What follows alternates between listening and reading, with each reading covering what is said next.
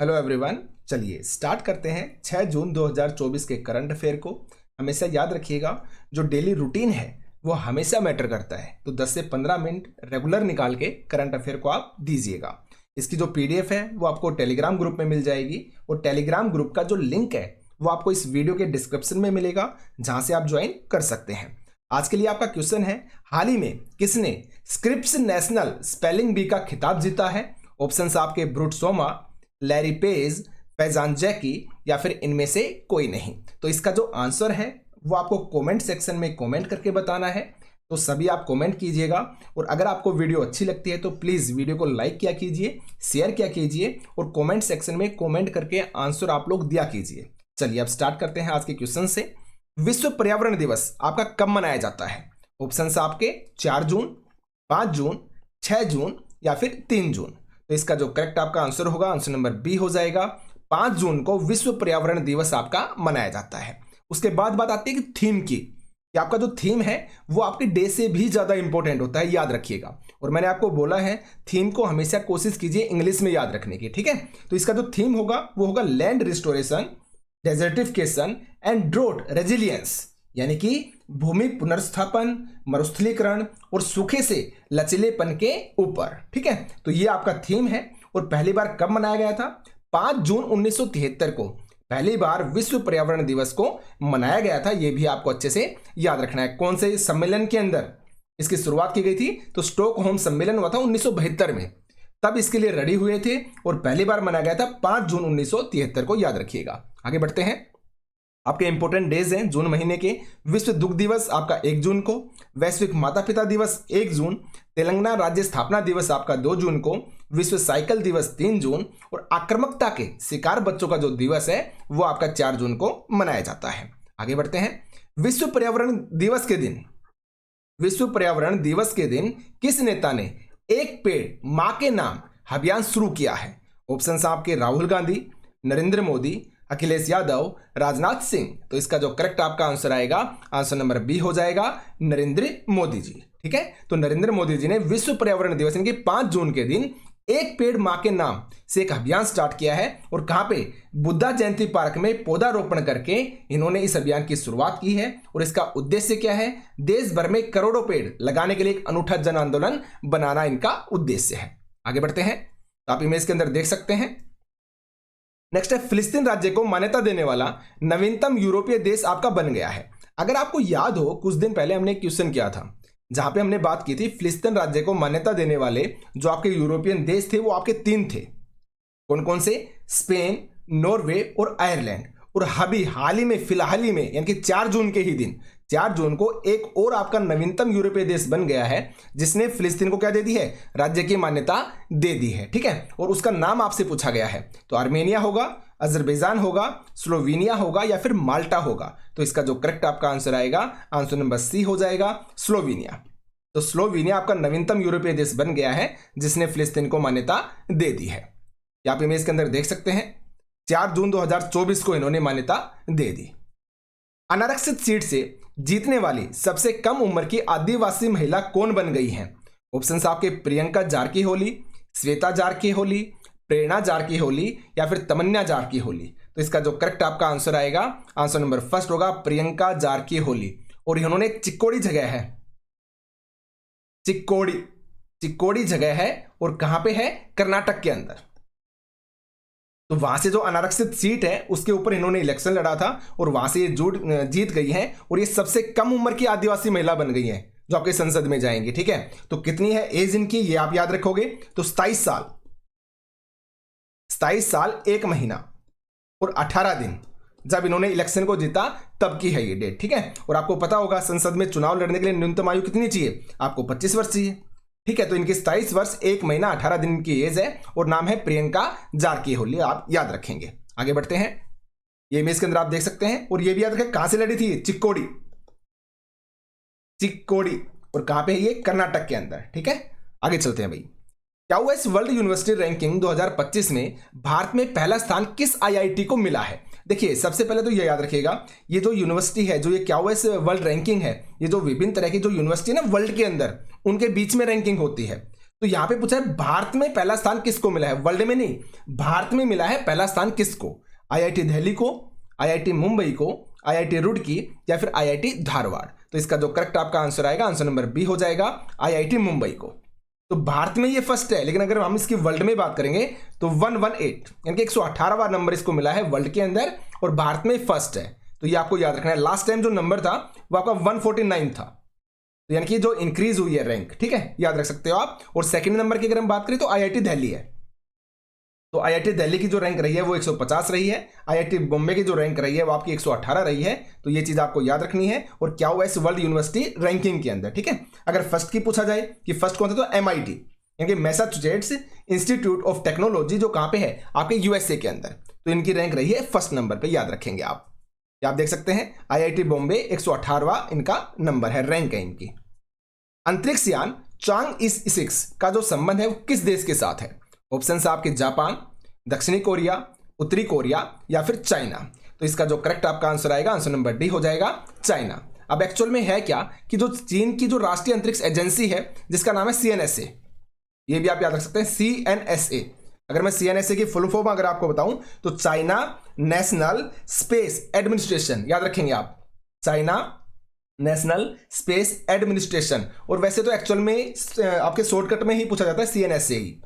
अगर एग्जाम में पूछा भी जाएगा तो सीएनएसए ही आपको लिखा मिलेगा, क्योंकि कंप्लीट लिख देने को तो नाम आ जाएगा चाइना, ठीक है। तो सीएनएसए कहां की है? आपकी चाइना की है। इसी तरीके से अगर मैं कोरिया की बात करूं, दक्षिणी कोरिया की, तो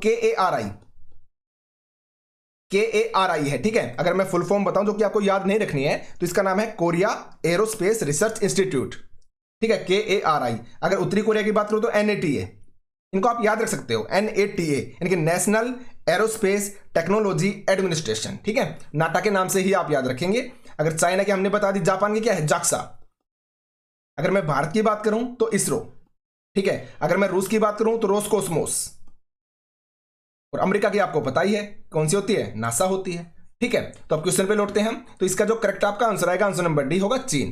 तो जो चीन की राष्ट्रीय एजेंसी है उसने क्या बोला है कि हमारा जो ये यान है ना, अंतरिक्ष यान चांग 6, ये चंद्रमा के सुदूर हिस्से में गया है, और ऐसा करने वाला, वहां से नमूने वापस लेकर लौटने वाला चीन पहला देश बन जाएगा, ठीक है, जब चांग 6 जो है वो वापस आपका लौट आएगा तब। और इसने क्या किया है? उच्च तापमान के परीक्षण लेने में ये आपका सफल रहा है, ठीक है।